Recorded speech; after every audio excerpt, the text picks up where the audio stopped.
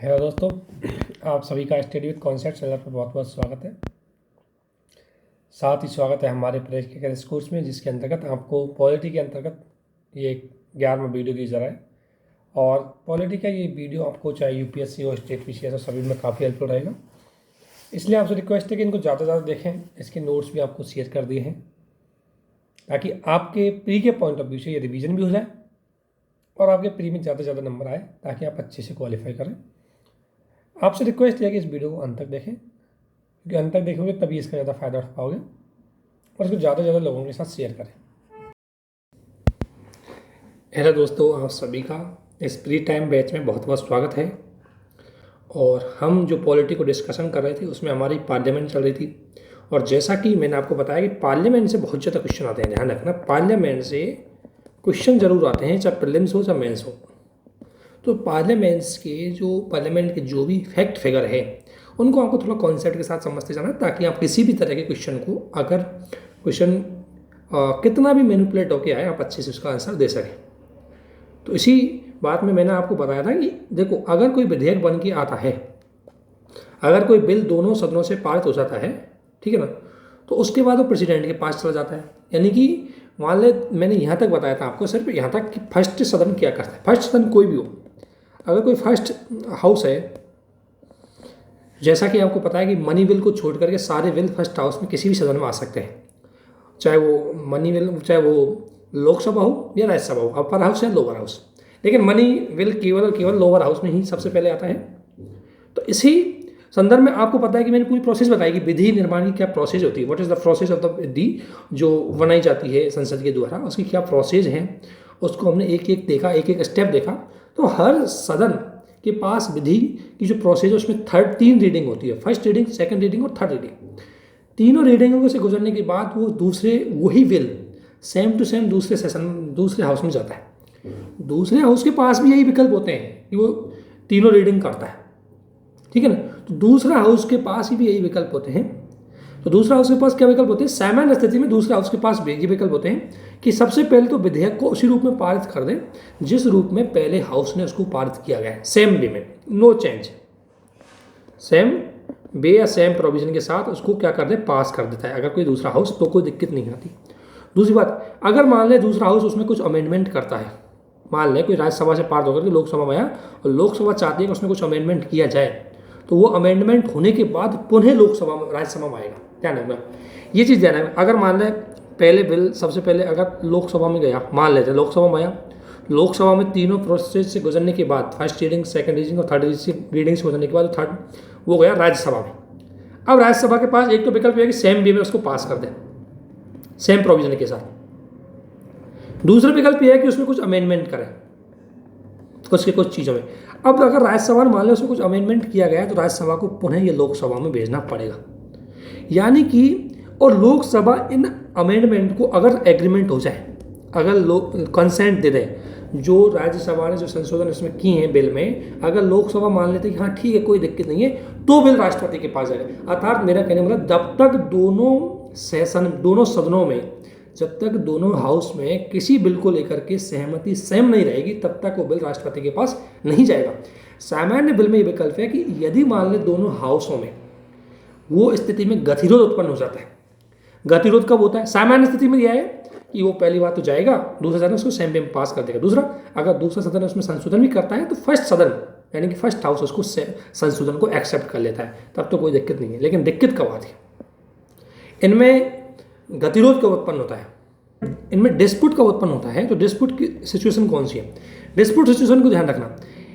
पहली बात तो यह है कि दूसरा सदन उस विधेयक को 6 माह तक, अगर किसी पहले हाउस ने कोई बिल पारित कर दिया और दूसरे हाउस में गया और दूसरे हाउस उसको 6 माह तक उस पर कोई विचार ही ना करे, सेम टू सेम रखें, तो उसमें डिस्प्यूट खड़ा होगा, ठीक है। दूसरी बात, अगर दूसरे हाउस ने उसमें कोई अमेंडमेंट किया है और पहला हाउस उसको स्वीकार नहीं करे, तो भी उसमें गतिरोध की स्थिति उत्पन्न होगी, ध्यान रखना। और तीसरी, अगर दूसरा हाउस पहले हाउस द्वारा पारित किए गए बिल को रिजेक्ट कर दे, एक्सेप्ट ही ना करे, तो गतिरोध उत्पन्न हो सकता है, तो उनमें डिस्प्यूट उत्पन्न हो सकता है। देखो मैं दोबारा बताता हूँ, एक बार रिपीट कर रहा हूँ, थोड़ी सी इसमें से इसलिए रिपीट कर रहा हूँ क्योंकि यहाँ से क्वेश्चन आते हैं और आपसे गलती बहुत ज़्यादा होती है। देखो किन किन सिचुएशन में डिस्प्यूट उत्पन्न होता है। डिस्प्यूट की सिचुएशन क्या है? देखो फर्स्ट सिचुएशन कि दूसरा विधेयक मोर देन 6 मंथ, 6 मंथ उस पर कोई भी विचार नहीं करे, नो थिंकिंग। दूसरा सदन एक तो उसको 6 माह से अधिक अपने पास रख लेता है, दूसरा उसको रिजेक्ट कर देता है, और तीसरा उसमें अमेंडमेंट करता है दूसरा हाउस। लेकिन फर्स्ट हाउस जिसमें पहले बिल पारित हो गया वो उन अमेंडमेंट को रिजेक्ट कर देता है, स्वीकार नहीं करता। तो ऐसी स्थिति में गतिरोध होता है, ऐसी स्थिति में विरोध होता है, ऐसी स्थिति में डिस्प्यूट होता है। और इसके बाद इस डिस्प्यूट के 3-4 रिजल्ट निकल सकते हैं। पहला रिजल्ट तो यह है कि वो विधेयक लैप्स हो जाएगा। पहला तो ये कि जो विधेयक है, जो बिल है, वो लैप्स हो जाएगा। फर्स्ट तो है, ये अच्छी बात नहीं है।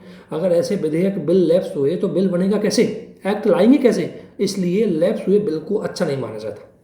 दूसरी बात, उसका जॉइंट सेशन हो सकता है, ठीक है, उस पर जॉइंट सेशन बुलाया जा सकता है।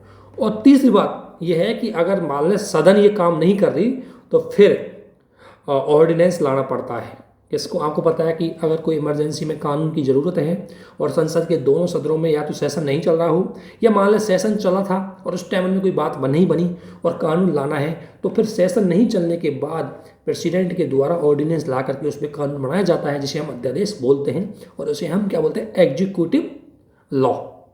हालांकि लॉ बनाने की शक्ति किसके पास है, पार्लियामेंट के पास। तो ये चीज़ आपको ध्यान रखना है कि परिणाम क्या हो सकते हैं। अब बात आती है जॉइंट सेशन की, इसको लेकर के भी क्वेश्चन आते हैं। तो जॉइंट सेशन का प्रोविजन किस में, एक तो ध्यान रखना आर्टिकल 108 में है, ये आपको पता है।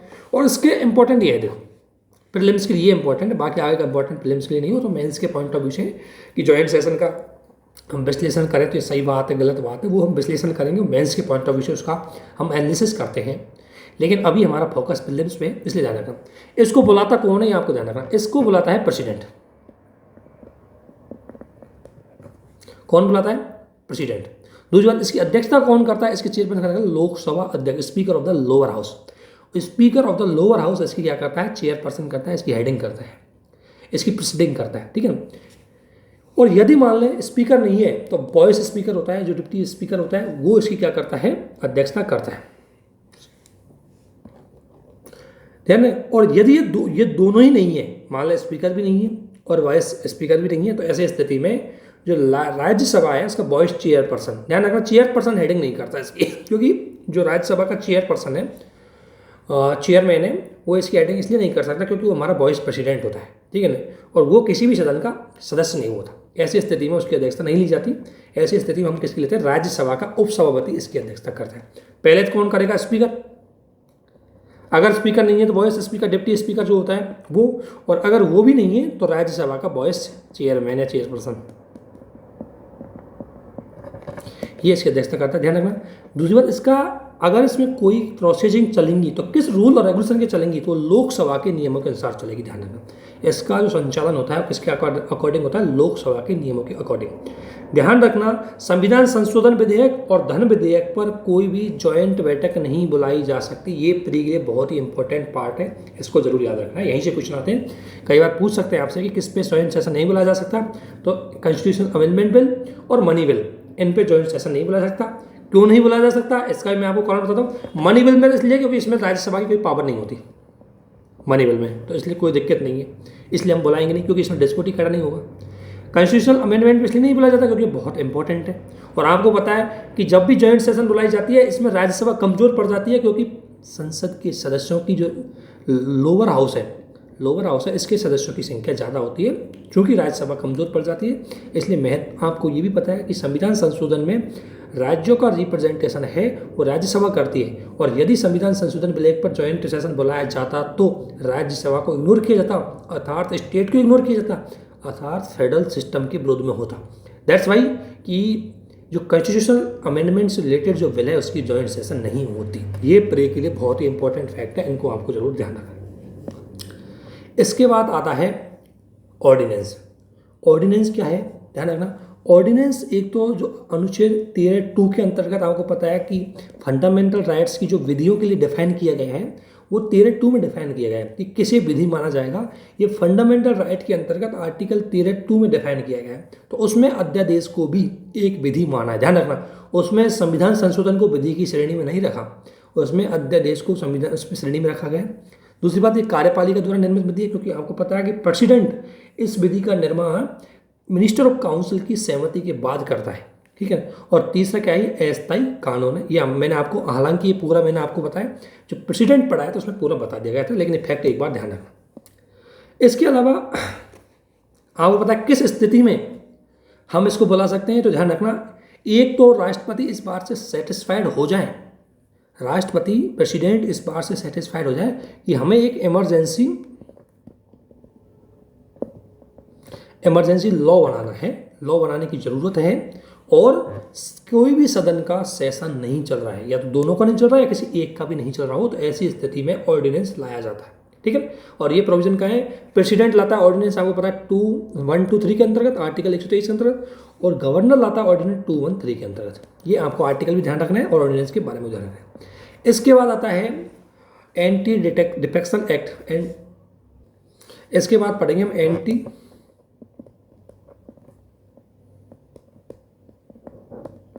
Defection act.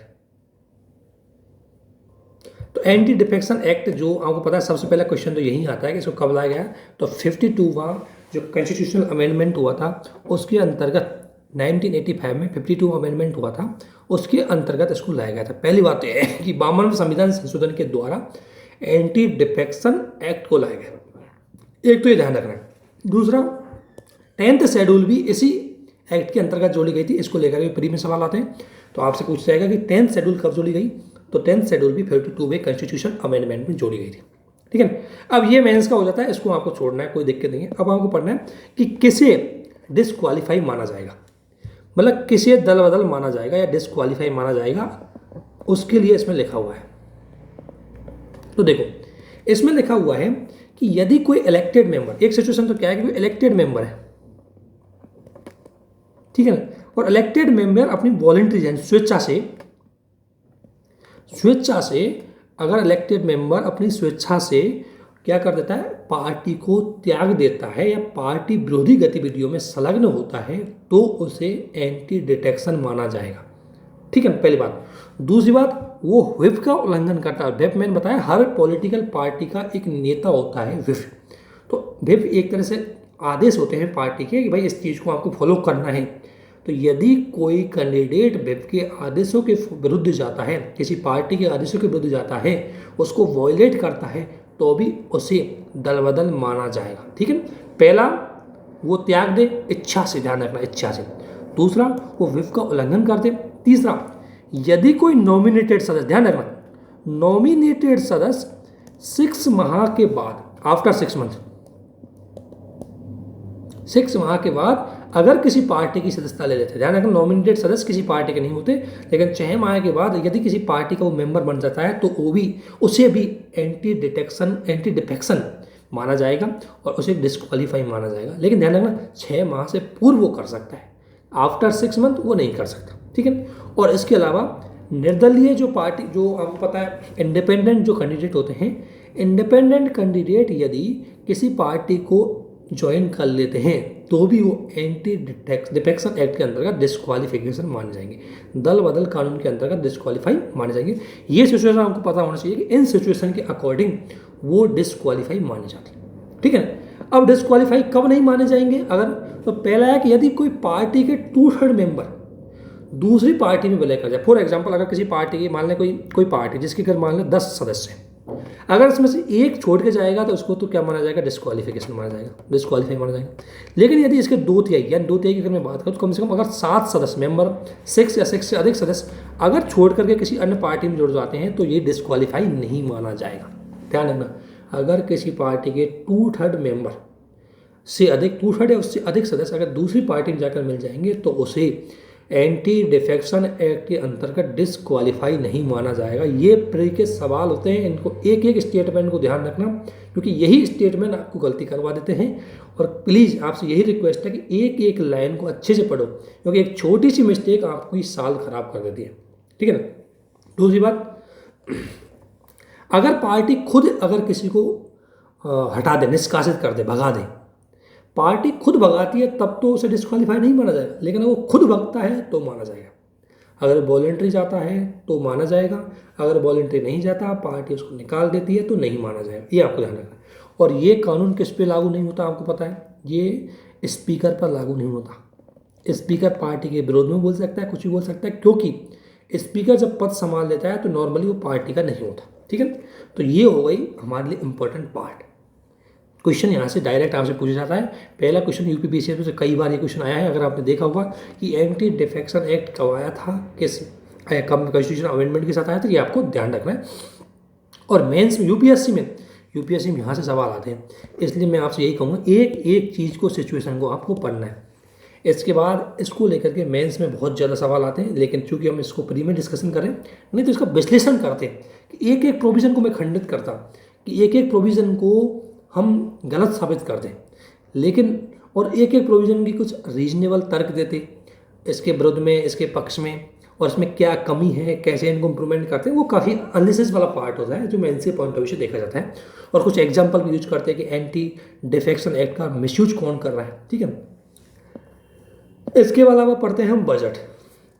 ठीक है ना, तो अब बजट पे आते हैं तो ध्यान रखना, बजट शब्द हमारे संविधान में कहीं नहीं लिखा, बस हमारे संविधान के आर्टिकल 1(1) में सिर्फ आर्थिक आय व्यय, मतलब केवल डिटेल जो हमारा इनकम और हमारी जो एक्सपेंडिचर है उसके बारे में डिटेल चीज़ें बताने के लिए ये व्यवस्था की गई है आर्टिकल 1(1)(2) में कि आय व्यय का लेखा जोखा, यानी accounting and auditing of the income and expenditure. ठीक है, तो वो आर्टिकल 112 में लिखा हुआ है। देखो, अगर मैं आपसे बात बोलूँ तो थोड़ी सी एक बार इसकी प्रोसेस हो जाए। प्री का सवाल देखो यहीं होगा कि किस अनुच्छेद में, तो आर्टिकल 112 में। ठीक है ना, अब थोड़ा सा होती क्या है प्रोसेस। देखो, प्रोसेस अगर हम बजट के बारे में देखें तो देखना उसकी प्रोसेस थोड़ा सा मैं समझाता हूँ, हालांकि आप ऐसे मत सोचना कि टाइम ज़्यादा ले रहे हैं, प्रोसेस जरूर समझ लेना ताकि आपको फिर दिक्कत नहीं है। आपको अगर आप थोड़ा सा बजट अभी अनाउंसमेंट हुआ हमारे फाइनेंस मिनिस्ट्री के द्वारा, उसको पढ़ाया गया तो क्या होता है उसके बारे में थोड़ा डिटेल देख लेते हैं एक बार।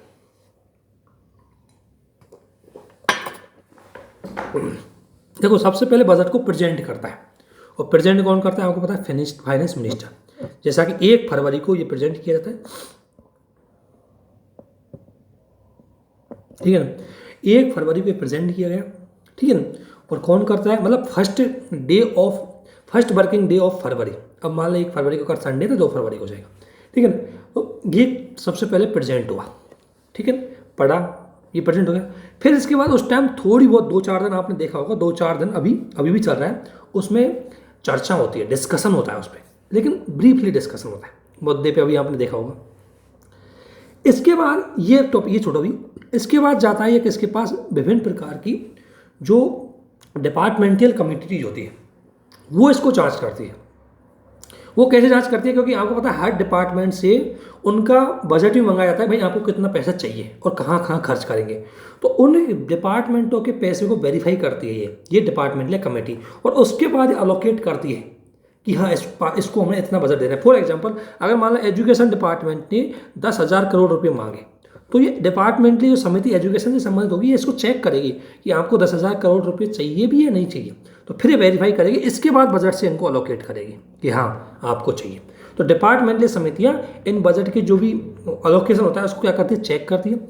चेक करने के बाद जब ये अपनी रिपोर्ट सदन में प्रस्तुत करती है, सदन में प्रस्तुत करने के बाद विभिन्न प्रकार की जो मांगें होती है, जो अनुदान होते हैं, जो पैसा लेना होता है कार्यपालिका को, उनको लेकर के क्या करती है? इसमें वोटिंग करी जाती है कि इस प्रकार की मांग को माना जाएगा, नहीं माना जाएगा। तो जितनी भी मांग है उनको क्या किया जाएगी? उसकी वोटिंग की जाती है। ठीक है ना, उस पर वोटिंग होती है। वोटिंग होने के बाद इसके बाद जो डिपार्टमेंटल कमेटी जब उसको देती है, उसके बाद सदन में आता है, और सदन में उसको लेकर रिट्रेचमेंट संबंधित जो मोशन है, रिट्रेचमेंट मोशन या कट मोशन बोल सकते हैं हम, कटौती प्रस्ताव, या हिंदी बोलते हैं इसको कटौती प्रस्ताव, तो कटौती प्रस्ताव पारित होते हैं। ठीक है ना, उसको देखेंगे। उसके बाद क्या होता है कि ध्यान रखना, ये सब कुछ पारित होने के बाद क्या होता है कि सरकार को पैसा निकालने के लिए विनियोग विधेयक, यानी विनियोग विधेयक को पारित करवाना होता है। और विनियोग विधेयक जब पारित होगा, विनियोग विधेयक है ना, इसके बाद आता है विनियोग विधेयक जिसे बोलते हैं एप्रोप्रिएशन बिल। एप्रोप्रिएशन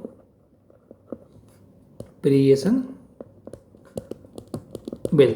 ये एप्रोप्रिएशन बिल के माध्यम से, जो कि एक तरह से मनी बिल होता है, एप्रोप्रिएशन बिल या विनियोग विधेयक जब संसद में पारित हो जाएगा उसी के बाद सरकार को पैसा मिलेगा, उससे पहले सरकार को पैसा नहीं मिलेगा। तो ये एक प्रोसेस है, थोड़ा सा इसको वैसे ही ब्रीफली जानकारी है।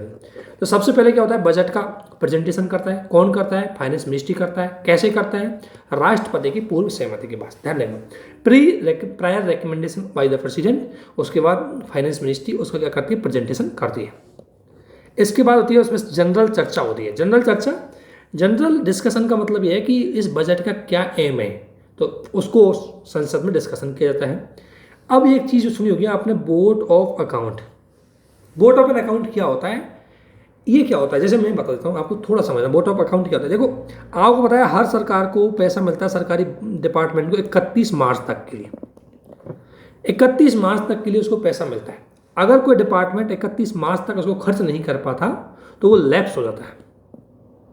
कई फंड क्या उसका लैप्स हो जाता है, ठीक है ना। अब मान लें और उसको नया पैसा कब मिलेगा, इसको मान लें इस डिपार्टमेंट को नया पैसा तब मिलेगा तब सरकार ने ये एप्रोप्रिएशन बिल पारित कर दिया हो। किसके लिए? नेक्स्ट फाइनेंशियल ईयर के लिए, तब जाकर के इसको पैसा मिलेंगे।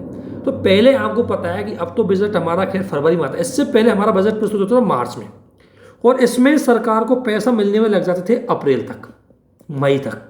अब अप्रैल मई तक कोई डिपार्टमेंट के पास पैसा नहीं होगा तो चलाएगा कैसा खर्चा, जबकि पुराना उसके पास पैसा है वो तो लैप्स हो चुका होता है कब? 31 मार्च को, और नया पैसा आएगा उसके पास अप्रैल या मई को।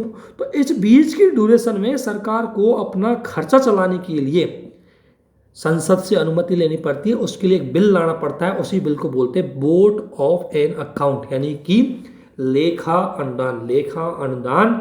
जब तक कि सरकार के पास बजट पारित नहीं हो और उस फाइनेंशियल ईयर का पैसा नहीं है, उससे पहले सरकार चलाने हेतु जो पैसा चाहिए होता है उसको निकालने के लिए बोर्ड ऑफ एन अकाउंट लाया जाता है, लेखा अनुदान। समझ गए? तो अब लेखा अनुदान आपको समझ में आ गया। हालांकि पिछले 2 साल से, जब से इसको फरवरी में पेश किया गया, तब से बोर्ड ऑफ एन अकाउंट की कोई जरूरत नहीं पड़ी, क्योंकि 1 फरवरी को होता है, 31 मार्च तक सारी प्रोसेस हो जाती है और सारे डिपार्टमेंटों को पैसा मिल जाता है। तो जैसे ही उनका लैप्स होता है 1 तारीख से नया जो उनको अलॉट हुआ है पैसा, उसका वो यूज करना चालू कर देते। तो इसलिए अब इसकी जरूरत नहीं पड़ी। लेकिन प्रोसेसिंग हमने रखी थी कि अगर मान लो बजट पूरा प्रोसेसिंग में नहीं जाए, उससे पहले गवर्नमेंट को पैसे की जरूरत पड़ी है, तो वो इसके माध्यम से अपना पैसा निकाल सकती है।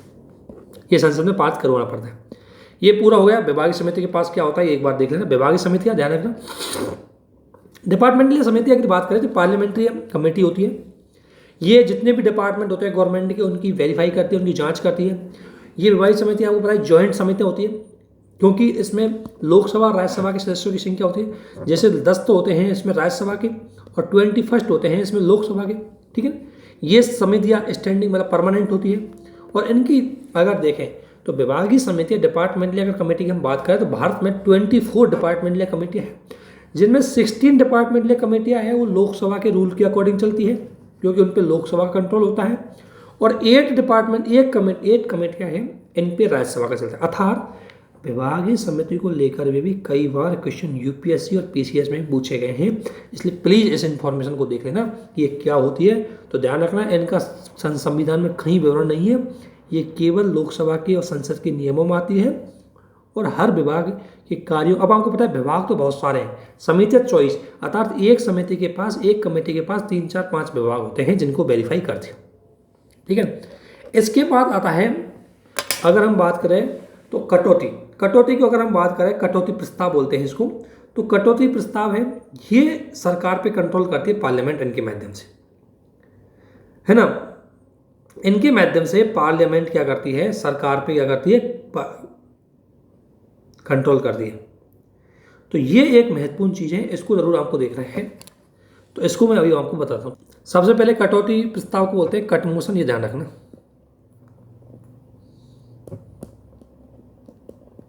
ठीक है। तो कट मोशन आता है। कट मोशन भी कई तरीके के होते हैं। एक होता है पॉलिसी कट मोशन।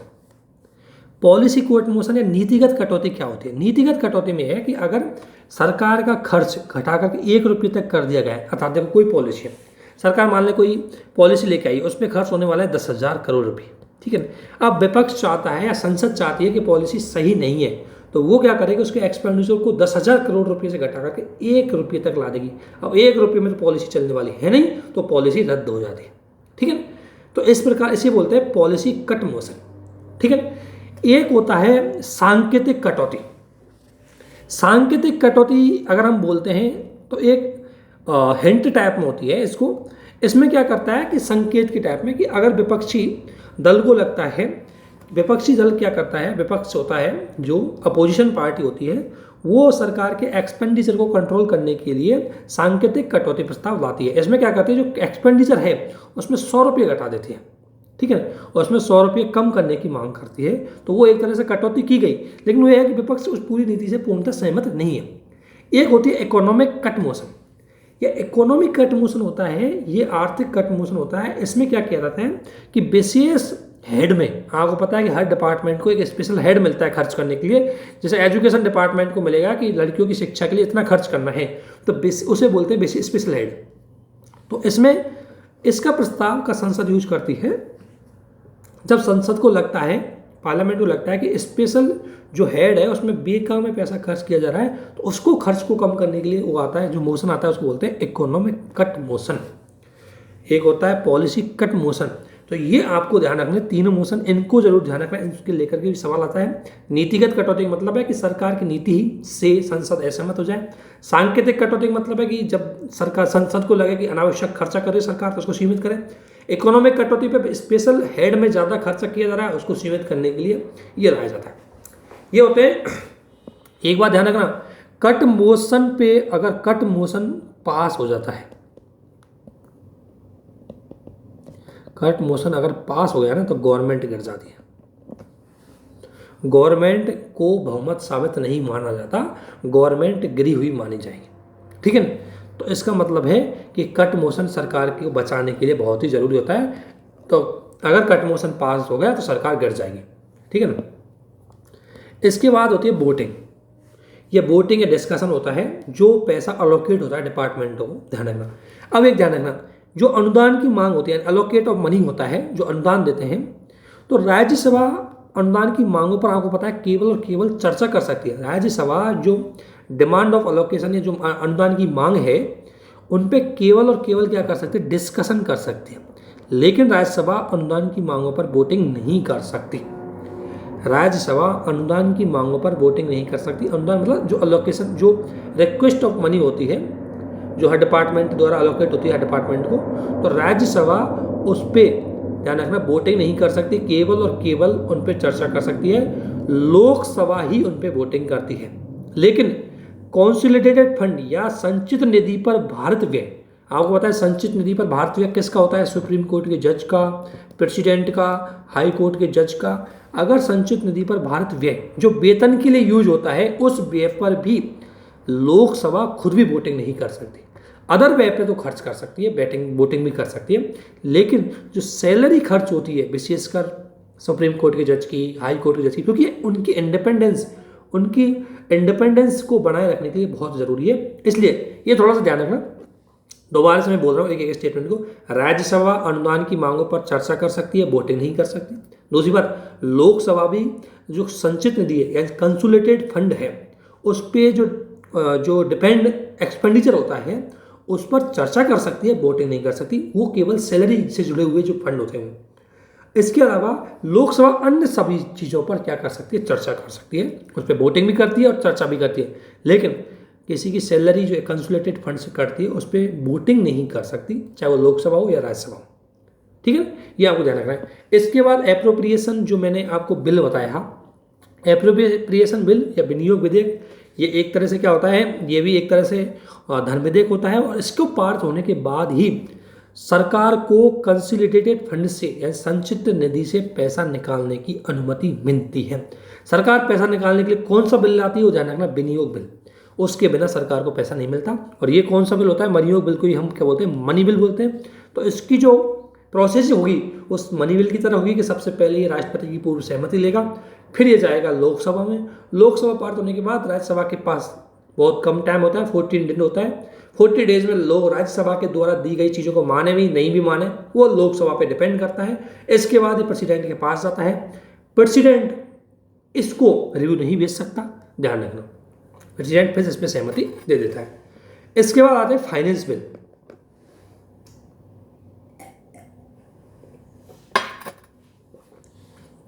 ये मनी बिल होता है, फाइनेंस बिल को बोलते हैं मनी बिल या वित्त बिल।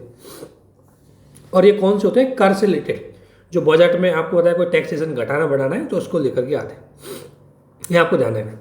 इसके बाद ग्रांट होती है कई, तो उन ग्रांटों को लेकर के आपको थोड़ा सा उनकी शब्दावली को लेकर के थोड़ा सा उनको ध्यान रखना है, उनको लेकर सवाल आते हैं। एक होती है सप्लीमेंट्री ग्रांट, ये किस अनुच्छेद में? आर्टिकल 115 में। ये क्या होती है? तो ये ध्यान रखना, यानी कि क्या होता है, जो खर्चा पहले से बजट में उल्लेखित है, यानी कि मान लेते हैं, मैं एग्जाम्पल के साथ समझाऊंगा, आपको ध्यान रखना। जो खर्चा बजट में, मान लेते हैं एजुकेशन डिपार्टमेंट के लिए सरकार ने, संसद ने बोला कि 10,000 करोड़ रुपये खर्च करने, लेकिन वो राशि पड़ गई कम, वो रुपया पड़ गया कम। अब अतिरिक्त राशि की जरूरत है तो सरकार को संसद से सहमति लेनी पड़ती है, तो उसके लिए सरकार को कौन सा बिल लाना पड़ता है? Supplementary grant.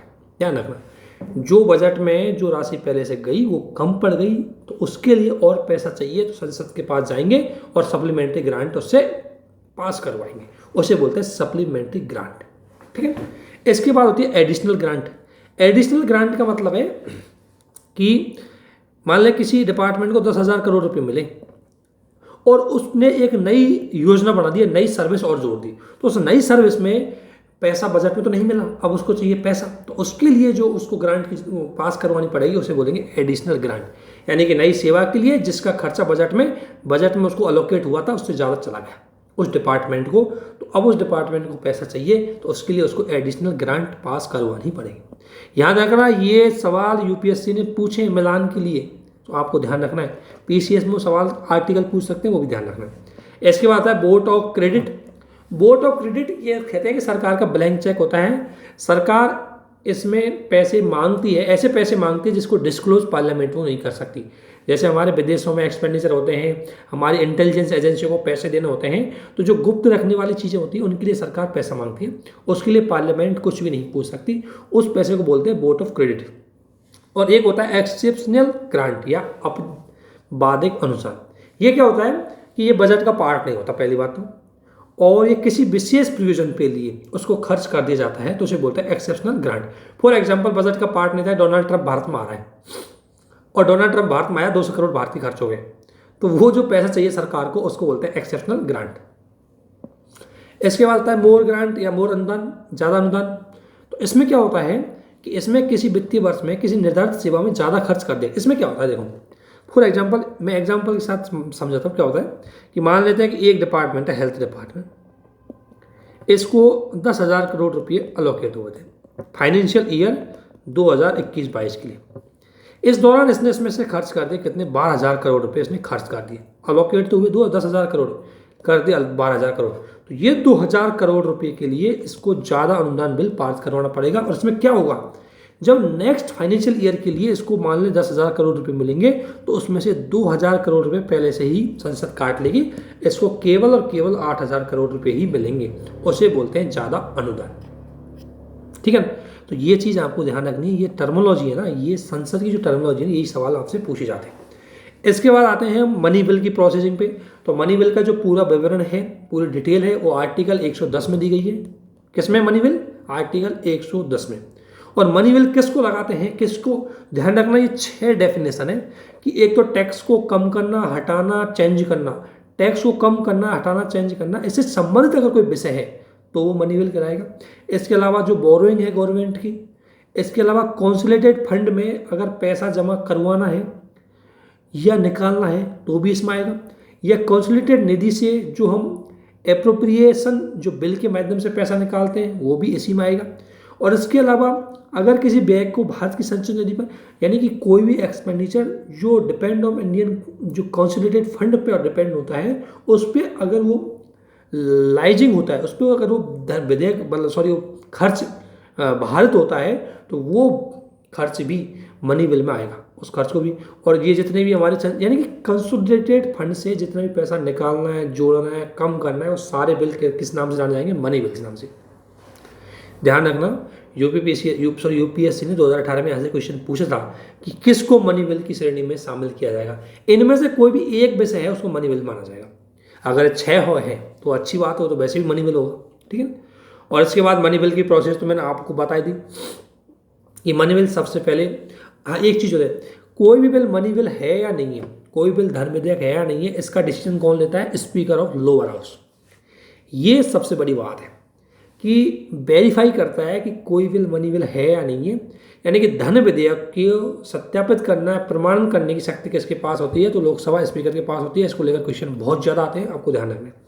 और ध्यान रखना इतना ही नहीं, सुप्रीम कोर्ट ने जो आधार का मामला था उसमें सुप्रीम कोर्ट ने खुद ने बोला है कि लोकसभा अध्यक्ष की इस शक्ति का मैं वेरीफाई कर सकता हूँ, रिव्यू कर सकता हूँ कि ये लोकसभा अध्यक्ष इसका मिसयूज तो नहीं कर, अर्थात कोई विधेयक धन विधेयक है या नहीं है, इसकी जांच करता है लोकसभा अध्यक्ष, और लोकसभा अध्यक्ष के इस डिसीजन को वेरीफाई करती है, रिव्यू करती है सुप्रीम कोर्ट, ठीक है। इसके अलावा सबसे पहले ये लोकसभा में जाता है, आपको पता है। इसके लिए राष्ट्रपति की पूर्व सहमति भी लेनी पड़ती है, और राज्यसभा के पास इतनी सी पावर है वो 14 डेज के लिए इसको रख सकती है। अदरवाइज राज्यसभा की कोई रिकमेंडेशन है वो लोअर हाउस पर डिपेंड करती है, वो मान भी सकती है, नहीं भी मान सकती। यहाँ से सवाल आते हैं, प्लीज़ इस प्रोसेस को जरूर फोकस करो, क्वेश्चन यहीं से आते हैं, और इस पर जॉइंट सेशन नहीं बुलाया जा सकता, ठीक है। अब एक चीज़ और ध्यान रखना, इंग्लिश वाले भी और हिंदी वाले भी, मैं आपको बोल रहा हूँ, दो शब्द है, दो टर्मिनोलॉजी समझना। एक होती है फाइनेंस और एक होती है फाइनेंशियल। ध्यान रखना, फाइनेंस, और इसको हिंदी में बोलते हैं वित्त, इसको हिंदी में बोलते हैं वित्तीय। ध्यान रखना, ये तो होता है मनी बिल। ध्यान रखना, ये धन विधेयक होता है। धन विधेयक को ही फाइनेंस बिल, मनी बिल बोलते हैं। ये मनी बिल में नहीं होता, ये मनी बिल के दो अदर टाइप होते हैं, उनमें होते हैं। तो फाइनेंशियल बिल फाइनेंस बिल से अलग होता है, ध्यान रखना। यानी कि वित्त विधेयक वित्तीय विधेयक से अलग होता है। ध्यान रखना, वित्त विधेयक की बात की गई है, मनी बिल की बात की गई आर्टिकल 110 में, जबकि फाइनेंशियल बिल की बात की गई आर्टिकल 117 में। इसकी प्रोसेस और समझ लेना, यहाँ से क्वेश्चन आता है थोड़ा सा। देखो, आर्टिकल 117 में फाइनेंशियल बिल की दो श्रेणियाँ बताई है, या दो पार्ट बताए। अगर प्रथम श्रेणी के अकॉर्डिंग देखें तो वो है आर्टिकल 117 के 1 में। इसमें क्या क्या है? इसमें क्या क्या है कि आर्टिकल 110 में जितने भी मैंने अभी ऊपर सब्जेक्ट बताया उनमें से कोई एक भी हो, प्लस उसके साथ कोई एडमिनिस्ट्रेटिव इश्यू हो। देखो, जैसे अगर मान लो सरकार ने टैक्स बढ़ाया है घटाया है, सरकार ने टैक्स बढ़ाया घटाया है, ये तो चला गया आर्टिकल 110 का पार्ट। लेकिन एक टैक्स घटाने या बढ़ाने से संबंधित अगर मान लो उसने इनकम टैक्स के एडमिनिस्ट्रेटिव में कोई चेंजेस किया है, या जीएसटी की जो जीएसटी काउंसिल उसमें चेंजेस किया है, उसको लेकर के अगर कोई बिल है तो वो बिल आएगा किसमें? आर्टिकल 117 के 1 में। यानी कि 110 का एक पार्ट प्लस एडमिनिस्ट्रेटिव पार्ट, ये दोनों चीज़ें जब शामिल हो जाएंगी, अगर 110 का एक पार्ट है तब तो मनी बिल चल जाएगा, लेकिन अगर उसमें एडमिनिस्ट्रेटिव पार्ट या प्रशासनिक सुधारों से संबंधित कोई चीज़ें आ गई तब वो आएगा किसमें? प्रथम श्रेणी का फाइनेंशियल बिल, और यह है आर्टिकल 117 के 1 में, ठीक है। अब ये दो चीज़ों में तो ये मनी बिल के समान होगा, वो ध्यान रखना। किस दो चीज़ों में? कि सबसे पहले तो इसमें एक तो राष्ट्रपति की प्रायर रिकमेंडेशन लेनी पड़ेगी, और दूसरा ये सर्वप्रथम लोकसभा में ही आ सकता है। तो ध्यान रखना, आर्टिकल 117 के 1 के अंतर्गत जो प्रथम श्रेणी का बिल है फाइनेंशियल बिल, उसमें क्या प्रोविजन है? पहली बात तो 110 का एक विषय प्लस एडमिनिस्ट्रेटिव प्रोसेस क्या है कि दो चीज़ों में सेम है कि सबसे पहले प्रेसिडेंट की सहमति लेनी पड़ेगी, और दूसरा वो लोअर हाउस में ही सबसे पहले प्रेजेंट किया जाएगा। अदरवाइज अन्य सभी शक्तियां, अन्य सभी उसके प्रोविजन है वो जनरल बिल की तरह होते हैं। लोकसभा राज्यसभा स्वीकार भी कर सकती है, रिजेक्ट भी कर सकती है, जॉइंट सेशन बुलाया भी जा सकता है, ध्यान रखना। अन्य बिलों में दो चीज़ों में सिर्फ लोक धर्म विधेयक की तरह होता है कि एक तो राष्ट्रपति की पूर्व सहमति और लोकसभा में प्रस्तुत, ठीक है ना, कंफ्यूजन मत होना, क्योंकि दोनों का मिश्रण है ना, इसलिए इसमें दोनों का मिक्सर है। आर्टिकल 1110 भी है और आर्टिकल एडमिनिस्ट्रेटिव पार्ट भी है। तो एडमिनिस्ट्रेटिव पार्ट आ गया जनरल बिल की तरह, आर्टिकल 110 आ गया मनी बिल की तरह। तो मनी बिल की तरह इसमें दो चीज़ें रहती है कि पहली बात है लोकसभा में जाना चाहिए, और दूसरी बात प्रायर रिकमेंडेशन ऑफ प्रेसिडेंट, ठीक है। बाकी अदर प्रोसेस जनरल बिल की तरह होती है। ये लोकसभा इसको, राज्यसभा इसको एक्सेप्ट भी कर सकती है, रिजेक्ट भी कर सकती है, इस पर जॉइंट सेशन भी बुलाया जा सकता है। इसके बाद होता है फाइनेंशियल बिल की दूसरी श्रेणी, सेकेंड श्रेणी। तो सेकंड श्रेणी में की अगर हम बात करें तो इसमें क्या होता है कि इसमें आर्टिकल 110 का कोई भी विषय शामिल नहीं होगा। आर्टिकल 110 का कोई भी विषय इसमें शामिल होगा नहीं होगा। केवल क्या है कि अगर कंसोलिडेटेशन, जो कंसोलिडेट जो हमारा फंड होता है, संचित निधि होती है हमारी, उस पर अगर एक्सपेंडिचर हम निकाल रहे हैं कोई, तो उस बिल को बोलेंगे हम फाइनेंशियल बिल। उसमें क्या है कि इसमें एक चीज़ में, सॉरी आवाज़ बहुत आ रही है, तो ये दो चीज़ों में, ये एक चीज़ में सेम होगा। सेम में क्या होगा कि इसमें एक चीज़ है कि राष्ट्रपति की प्रेसिडेंट की प्रायर रिकमेंडेशन देनी पड़ेगी, अदरवाइज इसकी सारी प्रोसेस होगी ये द्वितीय श्रेणी के विधेयक की, और सारी प्रोसेस जनरल बिल की तरह होगी। जनरल बिल की तरह कि राज्यसभा में ये सबसे पहले राज्यसभा में लाया जा सकता है, संशोधन भी किया जा सकता है, कुछ भी किया जा सकता है। ध्यान रखना ये थोड़ा डीपली चले जाते हैं, आपको कुछ नहीं ध्यान रखना। वित्तीय बिल की व्यवस्था अगर पीसीएस के साथ देखें तो किस अनुच्छेद में है वो ध्यान रखना। ये मनी बिल से किस तरीके से अलग है वो भी थोड़ा सा ध्यान रखना बस। इसके बाद भारत की जो पब्लिक फंड है उसमें एक है कंसोलिडेटेड फंड, एक है पब्लिक फंड अकाउंट, और एक है कंटीजेंसी अकाउंट, जिसे बोलते हैं कंटीजेंसी फंड। इसको लेकर के इसमें ध्यान रखना। पीसीएस में डायरेक्ट सवाल आते हैं कि आर्टिकल किस किस आर्टिकल में, तो ध्यान रखना कंसोलिडेटेड फंड है या संचित निधि है वो आर्टिकल 266 में, सॉरी। इसके अलावा लोक लेखा निधि है, पब्लिक अकाउंट है, वो आर्टिकल 266 में वो भी। और जो कंटीजेंसी फंड है या आकस्मिक निधि हम जिसे बोलते हैं वो आर्टिकल 267 है। तो सबसे पहले आर्टिकल्स को लेकर के भी क्वेश्चन पूछे जाते हैं, ठीक है। इसके अलावा अगर हम बात करें तो संचित निधि, ये सरकार के पास पैसा होता है ना। टैक्स क्या क्या कौन सा पैसा आता है जो सरकार का खुद का पैसा होता है टैक्स के माध्यम से, और इससे अगर पैसा निकालना है तो किसके माध्यम से, केवल और केवल बिल विधि मतलब लॉ बना करके ही संचित निधि से पैसा निकाला जा सकता है, अर्थात संसद की बिना सहमति से संचित निधि से पैसा नहीं निकाला जा सकता। और संचित निधि का पैसा है वो गवर्नमेंट का खुद का पैसा होता है, ठीक है। और इसमें संसद की अनुमति लेनी पड़ती है, और राज्यों की संचित निधि अलग होती है और सेंटर की संचित निधि अलग होती है। इसके बाद पब्लिक अकाउंट की पास करूँ तो मैं मेरा पब्लिक अकाउंट कौन सा होता है, यानी कि जो गवर्नमेंट की छोटी छोटी सेविंग्स होती है। आपने सुना होगा गवर्नमेंट की स्मॉल फाइनेंशियल सेविंग चलती है। जितनी भी गवर्नमेंट की स्कीम्स होती है उनका जो पैसा होता है जो एक टाइम के बाद गवर्नमेंट को सरकार जनता को देना पड़ता है, चुकाना पड़ता है, उस प्रकार के पैसे को बोलते हैं हम, उस प्रकार का जो रुपया है अकाउंट है उसको बोलते हैं पब्लिक अकाउंट। सरकार को वापस देना पड़ता है, और इसमें अगर खर्च करना है पब्लिक अकाउंट में से अगर सरकार खर्च करना चाहती है तो राष्ट्रपति की सहमति लेनी पड़ती है, संसद की सहमति की कोई ज़रूरत नहीं है। इसके बाद होती है कंटीजेंसी फंड। कंटीजेंसी अगर मैं फंड की बात करूं तो ये क्या है कि आपातकालीन स्थिति में खर्च करने के लिए इसको पैसा रखा गया है, और इसमें राष्ट्रपति की सहमति से इससे आप कभी भी पैसा निकाल सकते सरकार। और दूसरी बात, इस पर राष्ट्रपति के नाम पर इसका जो पूरा देख रेख कौन करता है, तो वो फाइनेंस मिनिस्ट्री के अंतर्गत जो अपना डिपार्टमेंट है आर्थिक मामलों का डिपार्टमेंट, यानी economic department of economic affairs, उसका जो सेक्रेटरी होता है, ध्यान रखना दोबारा सुनना, इसका देखरेख कौन कर रहा है, सचिव। सेक्रेटरी कौन करता है, आर्थिक मामलों के विभाग का जो सेक्रेटरी होता है, जो ये विभाग किस मंत्रालय के अंतर्गत आता है, तो ये विभाग फाइनेंस मिनिस्ट्री के अंतर्गत आता है। उसी का जो सेक्रेटरी होता है वो इस फंड की देखरेख करता है। ये आपको ध्यान रखना है, क्वेश्चन एक तो यहाँ से भी आ सकता है। इसके बाद कुछ क्वेश्चन जो टर्मिनोलॉजी है पार्लियामेंट से रिलेटेड उनको भी हम देख लेते हैं एक बार। तो ये चीज़ आपको ध्यान रखनी है क्योंकि इससे क्वेश्चन आता है। तो जो पब्लिक फंड है, तो पब्लिक फंड किस किस आर्टिकल से है यहाँ पर आपको सवाल पूछा जाता है। इसके अलावा जो आपके क्वेश्चन है वो क्वेश्चन, ज़्यादातर क्वेश्चन अगर हम बात करेंगे तो वो क्वेश्चन है, कुछ क्वेश्चन है वो पार्लियामेंट की जो टर्मिनोलॉजी है उसको लेकर के भी सवाल आते हैं। तो एक तो होता है, अगर मैं कुछ अभी देखो ये बहुत टर्मिनोलॉजी है, इनको मैं अच्छे से एक एक को डिस्कशन करूँगा तो मे भी ये टाइम ले लेगी। तो अभी हम इस वीडियो को इतना ही रहने देते हैं, और अभी थोड़ा कुछ अर्जेंट है इसलिए मैं ज़्यादा बड़ी वीडियो नहीं बना पा रहा हूँ। अगली वीडियो में हम पार्लियामेंट को ख़त्म करके हम सुप्रीम कोर्ट पे पहुँचेंगे। ज़्यादा चैप्टर नहीं है, हम आपका जो टारगेट है हमारा 20 वीडियो में इसको ख़त्म करना है। तो अभी हमारे 10-11 वीडियो डेफिनेटली 20 वीडियो के अंदर आपको इसको समाप्त कर जाएगा।